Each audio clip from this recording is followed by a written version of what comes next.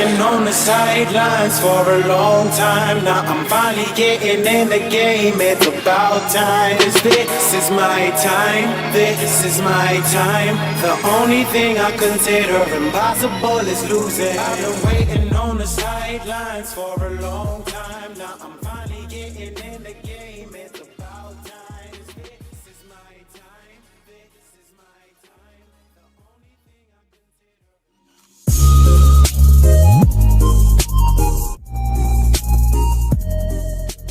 BetUS, America's favorite sportsbook and casino. Live betting and racebook. We're celebrating 30 years with a historic offer. A 125% sign-up bonus on your first 3 deposits. Plus 10% gambler's insurance. Get started today. BetUS, where the game begins. What's up, ladies and gentlemen? Welcome back to TD Fans Talk, home of the real Miami Dolphin fans. This stream is being powered by BetUS, where the game begins with the historic offer right now of 125% sign-up bonus up to $2,500. The link is in the description of the video. Take advantage of it. It is for your first 3 deposits, ladies and gentlemen. Not your first one, but your first 3. Okay, that is insane, and that's why it's a historic offer. Take advantage of it right now. And for a limited time, I'm going to be hooking 5 people up. All right. Go at me on Twitter or DM me on Twitter. Okay. If you do sign up for BetUS, DM me, show me proof that you signed up, and I'm going to make sure that you're able to get $25 of free play to start out with. All right.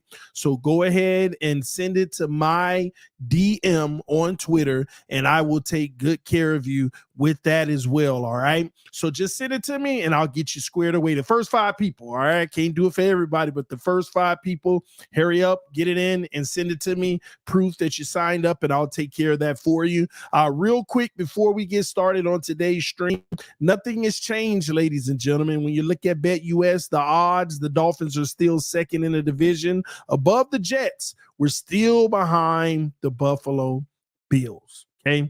They still think that we are behind the Buffalo Bills. It is what it is. You know, as we continue to make moves, we'll see if they end up changing that. Hopefully we make a few more moves in off season where they do change it. Okay. If you haven't seen it yet, I got my March Mania bracket in. Y'all see your boys score 29 of 64 so far. We in here, man. We in here. All right, I got my March Madness going. Things are going crazy right now. You know, some things looking good, some things not looking so good, but we'll see. We shall see what ends up happening, all right, when it's all said and done. My score right now, 29 correct, 19 incorrect, man. Your boy ain't doing the best. He ain't doing the best. But hopefully you guys were able to get in on it and have some fun on it as well, all right? Salute to the chat. I see y'all up in here, man. Y'all hit that like button on your way in the building. Let your friends and family members know about the channel. Shout out to Beyond the Details. What's going on, DeAndre French? I see you, homie. Jay Savage, I see you in the house. Shout out to the Mod Squad. Shout out to all the members of the channel. Miami Man and Thailand in the house. All right. I see Didi SCLA in the house. All right. SoCal. Let's see here. Man, y'all coming through today. All right, let's get started. This isn't you know, based off of what everybody else is talking about. There are some people that I talk to around the NFL that are in the know on some things, not all things. I was given some information that Odell Beckham Jr. pretty much at this point has like 5 teams that he's trying to decide between. Miami Dolphins are the only one that I know gave him an offer publicly, but I was told that he is to choose between 5 teams. I was told that the Chargers have been interested, the Chiefs have been interested, the Steelers have been interested, and low-key, the Jets have been interested, along with the Dolphins. All of those are AFC teams, by the way. Every single one of them was AFC team. Now, for those who say who's your source, TD, just to not go through the drama with y'all, my source is Trust Me. Okay, you know that funny one, that funny source everybody say. All right, I was told that Odell Beckham has talked to and is going to make a decision between those 5 teams, and there are more teams that can get into the race if he doesn't make a decision over the next couple of days or couple of weeks. But I start thinking about this when I was told this. I said, hey, what are the chances of the Dolphins getting him if that's the case? Dolphins already made an offer. We don't know what that offer is, but there was a report. I wasn't told this, but there was a report that came out that said that it was pretty much incentive based, in that Odell wasn't very, he was enthusiastic about coming to Miami, and once he got the offer, which was pretty much in incentive based, he wasn't as enthused. All right. That was a report that I read as well, but nobody told me that firsthand. I was just told firsthand that there are multiple teams, and those were the teams that were mentioned. Okay. I want to make sure we differentiate the two. Just FYI. Okay. I was personally told that there are 5 teams that are interested, and I read a report that said that he wasn't very enthused about the Dolphins offer, which was heavy incentive based. Okay. These players want their guarantees. And the reason why he may not be enthused, if it's true, is because you have to look at him compared to the 5 teams I was told, right? He's going to be a third option in Miami. Okay. Tyreek and Waddle are on the field when it's time to throw the ball about 85% of the time. So if you're the third option, these are obvious passing downs and things like that, which you're trying to feed Tyreek and Waddle. There ain't going to be much opportunity for him to continue to keep his value up so that next year he can get a solid contract. He could come help Miami and make a few catches here and there. And, hopefully take them further in the playoffs by having a reliable option. Or if a guy goes down and get hurt, he can play more. But then I said, okay, but how does that compare to the other teams? I said the Jets. He could come into the Jets and be the number 3 and be in the same situation. But it may be more spread out with more playing time with a veteran quarterback who knows how to spread the ball around and doesn't have to force feed a specific guy. And none of those guys are Tyreek and Waddle, so it's more likely to be spread around. So that's the Jets option, but do they have the money to offer him? Then I said the Steelers, that might be destination 1. He come in and be one of their top targets. He'll get a lot of playing time. But how much does he believe in Russell Wilson? Then I said, the Chiefs. He can go in there and get a lot of playing time because they'll do it by rotation. They do it by committee anyway. Ain't no massive big names. And then last but not least, the Chargers, he'll have a defined role replacing Mike Williams as the number 2. He'd actually have a defined role to actually have a lot of starting time. So when I looked at that, I said, Miami is probably his type of pace, because, how, he likes to, enjoy his life maybe. But what do we really have to offer him as far as keeping his stock high so next year he could get a respectable contract again? What do we have to offer him? Some of these other teams, there'll be a lot more playing time. So that's where I kind of was like, man, the report with him leaving Miami, less enthused about the incentive deal. And then on top of it, if it is an incentive deal, it's likely to not be due to health. It's probably more likely to due to production. But how you want to play around with production behind Tyreek and Waddle? You want to take the chance with production behind those guys? I don't know. I don't know if that would be the smart thing to do for him. So it's going to be really interesting to see how this one shape out, but and he may end up, we may 10 minutes from now be like breaking news, Odell decides Miami. It could very well happen. But when I sit back and I think about all the parameters behind it and these other teams that are in the mix, it's, it doesn't give you a lot of encouragement. It doesn't make you feel really great, about the chances of Miami land. Because let me tell y'all this. The reason why I would love OBJ, I know a lot of people we don't need him. We don't need him. I don't know what y'all talk about. We do need a player like OBJ. He would be better than any third option we've had in the last 4 years. Probably longer than that. But he'd be better than any third option we've had in a long time. Not only will he be better than any third option we've had in a long time, we be out here crying when Waddle ain't on the field or crying when Tyreek ain't on the field. It's so funny that, remember that week that Tyreek missed and we still won or something like that, and Tua had a solid game? It was like, oh, see, y'all think Tua need Tyreek? Tua still, blah, blah, blah. But then when the season was over, man, Waddle had got hurt. Tyreek was banged up. Yeah, the hypocrisy out here is just unreal, by the way. But if one of those guys did go down, that could be real tough, ladies. And I'm going to tell y'all something. I'm going to tell you something. Even though they've gotten nicked up and missed a game or two, I mean, let's be honest. These receivers, man, sometimes it's only a matter of time. Sometimes it's only a matter of time.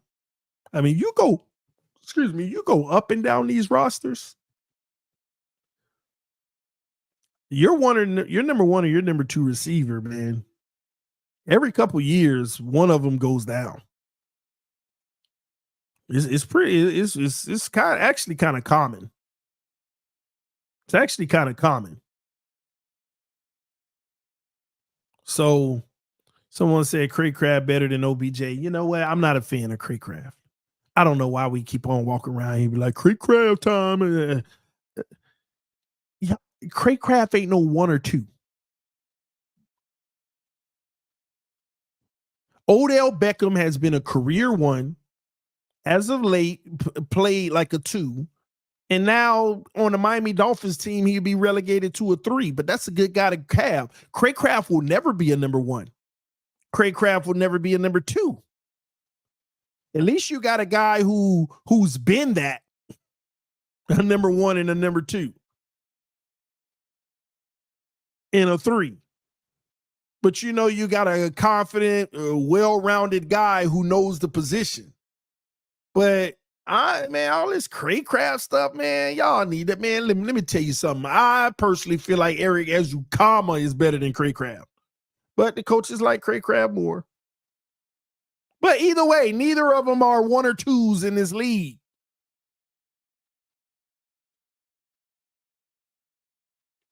Neither of them are 1 or 2. So I say that to say this.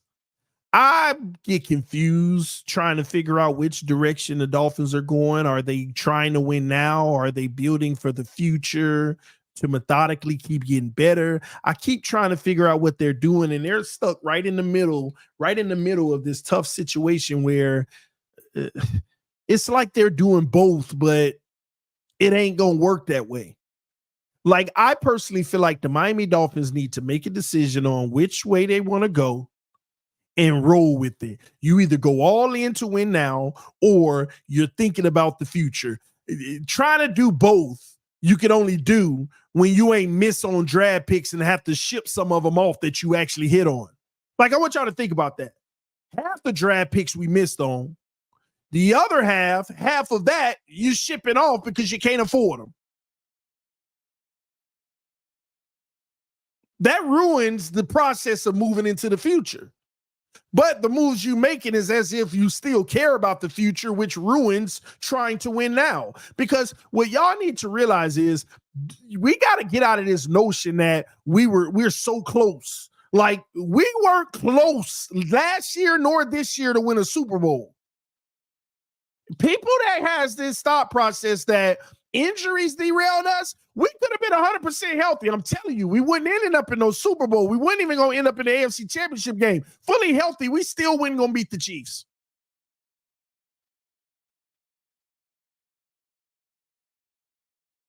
Well, our defense would have did better against Mahomes if we were healthy. You lying to me? Well, I don't know why people think that Mahomes is to be denied by any defense in the playoffs.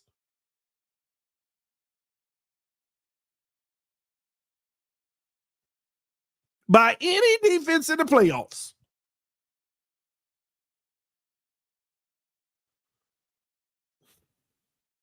I keep telling people, The only way to beat Patrick Mahomes and the Chiefs, your offense has to execute better than theirs. It's that simple. Defenses are rendered null and void in the big games when it matters most. In the big games when it matters most, these defenses in today's NFL are rendered null and void when you have a great quarterback. Whose quarterback can make the most plays? I mean, I want y'all to really think about the Super Bowl, Purdy versus Mahomes. Purdy didn't have a bad game, but Purdy in the second half missed 2 to 3 critical throws that those would have been tough to make, but they could have been made. It would have made him look really good making them, but he didn't. You know, he's done so much good stuff in the game. It ain't a big deal. Everybody misses. And guess what? Mahomes missed in the first quarter 2 end zone throws, and that was it. The rest of the game, he didn't miss. He didn't miss.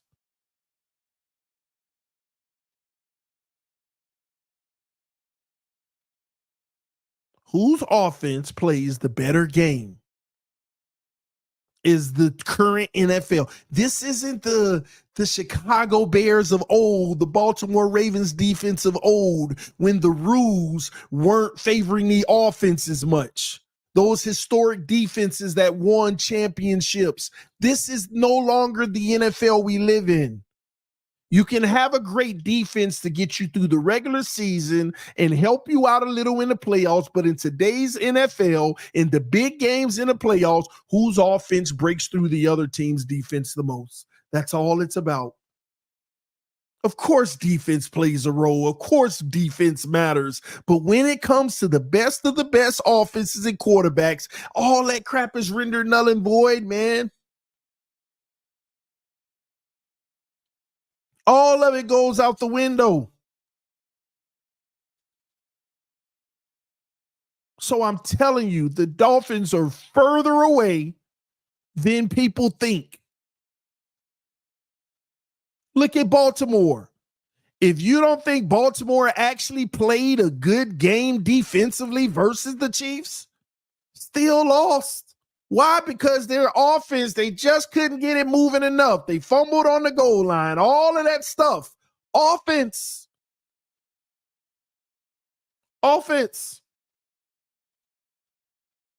That's why I can't stand these narratives.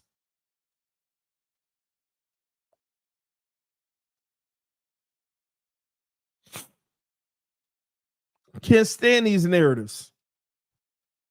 Like, people who really want to win, they'll study the ins and outs, John, not just for the Miami Dolphins, but the NFL, other teams, and understand what's the path the team needs to take to win. And I'm telling you, in today's NFL, your quarterback got to play really good football in the biggest moments and make less mistakes than the opposing quarterback. It don't mean mistakes still won't be made on both sides, but who makes more? Who's making more? Who's making them late in the game in the second half? You know, you slip up in the first half here or there, and the game's still in reach, all good, but who's making the mistakes later in the game? When the stakes are raised even more, when time is starting to run out. Who? People don't want to acknowledge that.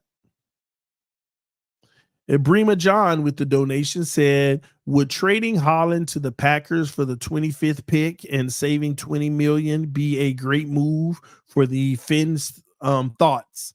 What are you going to turn that pick into? At some point, you can't trade everybody. It would be a disaster for the Dolphins. It would be a disaster. Like, I want you to think about this. I have my reservations about Chris Greer's ability to draft, but he did pick Holland. He did pick Hunt. He did pick Christian Wilkins. So letting them all walk, what are the odds he can replace him and hit? Because he missed on a lot of picks that I can name too. moving on from a Holland would basically say, okay, Chris Greer, you're rebuilding around Tua. You already found players that hit. You want to rebuild around him again?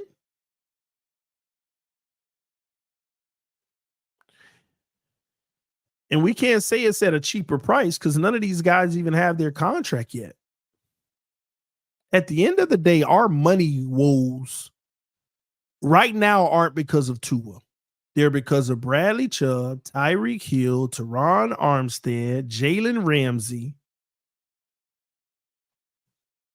That's why we have financial woes right now. Those contracts right there.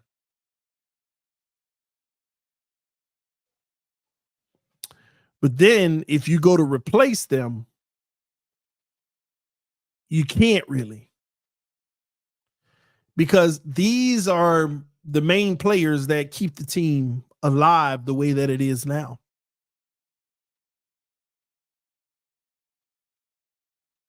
I always ask people that, where would this team be with the lesser roster if Teron Armstead wasn't there and it was back when Flores had the left tackle? If Tyreek wasn't there and they decided to go with Cedric Wilson Jr. as the wide receiver number 2 behind Waddle, no Connor Williams, kept the Jesse Davis and the Eichenberg thing going. What would the team, how many wins would this team get then under Mike McDaniel? I always wonder that. How many, this is the answer, this is the question that a lot of people don't want to answer, but it's worth thinking about. Like, how many wins would this team have gotten with the old roster under McDaniel? And it's unfair to do that, but it just makes you wonder, how many wins would this team get?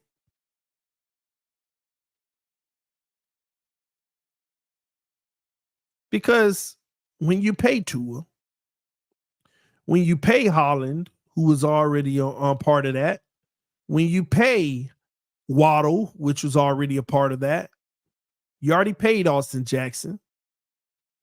When you pay Jalen Phillips,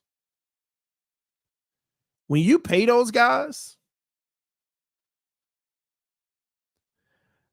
that's what you're going back to. That's the roster you're going back to, and people don't understand that. Let me help y'all out. Waddle's contract eventually replaces Tyreek's. Okay? Javon Holland's contract eventually replaces Bradley Chubb's. All right? Or you could say Jalen Phillips' contract replaces Bradley Chubb's. Okay? Javon Holland's contract will replace, can't even compare it because it's going to be higher than most of the other guys. But these guys' contracts are going to replace these big name player contracts. Therefore, the big name player contracts 2 years from now will no longer be here. But now you're back to having that old roster again. This is why Chris Greer said, yeah, let Christian go. Let Van Ginkel go. Let Robert Hunt go. Now we got to go in the draft and find the replacement with less draft capital. Because back then we had like 3 first rounders, 2 seconds. We had a bunch every year back then that got us here. But now we're right back to normal. Now I got to hit on every single pick to keep up this type of roster. That ain't happening. That's the outlook after next season that has to start being considered. But it takes full effect 2 years from now in 2026 season. The money gets replaced.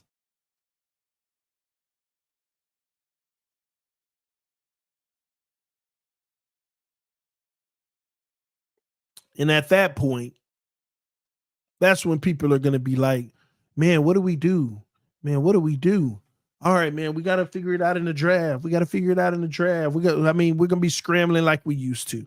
Because here's the reality that most Dolphin fans don't want to acknowledge right now.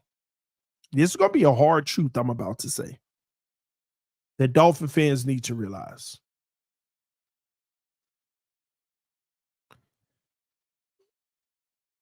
We've already missed our most opportune window. The last 4 years were our best opportune window. Best. It doesn't get no better than that. It's just not possible. We literally just missed our best window. And from here down, it doesn't do anything but decline more and more and more. We're already out of our peak window because your quarterback was on a rookie deal. Now he's going to be going from $8 million annually, even though it didn't structure that way, but on average, $8 million annually to a minimum of $23 million because of the fifth-year option. That's $15 million increase for him alone. So on your roster, you reduce by $15 million. Yeah, TD, but the salary cap went up $25 million. Now, see, the salary cap went up from a percentage standpoint. When you think about it, what did it go up, ladies and gentlemen? What was it? 10% or something like that. If it was somewhere around 225 and it went to 250, 225, 10% of that around 22 million. So it went up 11%. And what you got to realize, that 11% doesn't belong to one position. That's why the Dolphins could get outbid for certain positions. That's why they would get outbid, because when you put it all on one position, now you're outbid around the league for the other positions. Smart general managers know that if the cap went up 11%, the value of every position went up 11%. So if your quarterback was making $8 million and you go up to 25, technically he just increased almost 300%. Tua just got a 260% pay increase just from the fifth-year option. And when he gets the long-term contract from the $8 million, it's going to be like a 500%, 500 or 600% increase. And your salary cap ain't going up that much, but his salary did. So now you got to look through the rest of the roster and realize you're going to be undervalued at a lot of other positions. And this is why you can't get the best of the best at those positions. You got to go after he's coming off of an ACL, but he was good before it. Let's bring him in. Because if we can get him back to his prime, we're going to get him at a value so that we can. That's why we always going after the ex-injured players. And then we want to act like injuries derailed us. Well, we built in a high probability of injuries because of the decisions we make. But we want to use that as an excuse of what derailed us, and we need to stick with this same team and just hope we don't get hurt. Yeah, but we build a high probability of getting hurt. Look at the players we bring in with injuries. Look at the players we already got that they be getting injured. So we don't have a right to use injuries as an excuse when you already bring a roster in that has higher probability. Look at like Vrabel. Vrabel don't play with you. Two soft tissue injuries, bye. You're a good player, but bye. There's coaches out here and general managers, 2 soft tissue injuries in your career. No, I'm straight. The odds tell me it's going to show up. You may be lucky and it don't, but odds tell me you're high risk. But we don't realize we go get those high-risk players because they are good players, but we don't know what they're going to be after the injury. And then even if they do return back to form, it's still a high probability of getting hurt again. So we think we're making moves and bringing a great roster. But philosophically, we don't have it all together. We don't make the wisest decisions in that regards.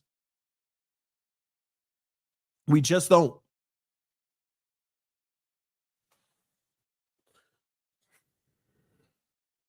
We just don't.